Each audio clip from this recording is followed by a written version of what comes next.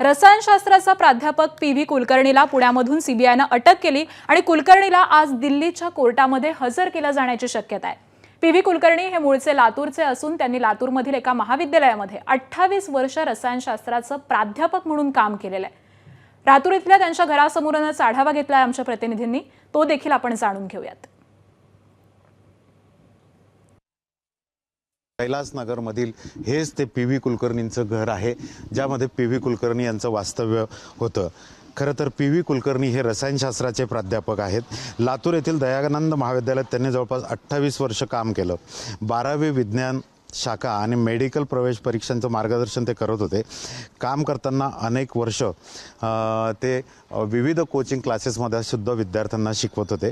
5 ते 6 वर्षापूर्वी ते निवृत्त झाले आणि विशेष बाब म्हणजे ते नीट प्रश्नपत्रिका तयार करणाऱ्या समितीची संबंधित काम करत होते। खरं तर या ठिकाणी त्यांचं वास्तव्य कमी होतं, परंतु पेपर सेट करण्याच्या समितीत ते कार्यरत असल्यामुळे आणि रसायनशास्त्र या महत्त्वाच्या विषयाचा पेपर त्यांनी फोडल्यामुळे सध्या ते वादाच्या भोवऱ्यात सापडलेले आहेत आणि या पेपर फुटी प्रकरणाचे ते मास्टरमाइंड असल्याचं समोर आलेलं आहे। खरं तर पुण्यातील मनीषा वाघमारे यांच्या संपर्कात आल्यानंतर काही विद्यार्थ्यांशी त्यांनी संपर्क करून पेपर फुटीचा सुद्धा व्यवहार केला। पी.व्ही. कुलकर्णी यांना सीबीआयने अटक केलेली आहे आणि याच पी.व्ही. कुलकर्णी हे पेपर फुटीचे मास्टरमाइंड असल्याचं आता समोर आलेलं आहे। खरं तर लातूरसारख्या जे काय शाहू पॅटर्न, लातूर पॅटर्न आणि त्यानंतर जगप्रसिद्ध असलेला हा लातूर पॅटर्न आता सध्या पेपर फुटीमुळे बदनाम झालंय की काय अशी शंका उपस्थित होते।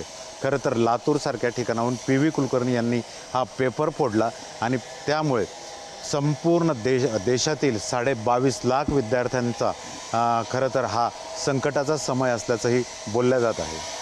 कॅमेरामन शांतारामसह डॉक्टर संजय महाजन, एबीपी माझा, लातूर। एबीपी माझा, उघडा डोळे बघा नीट।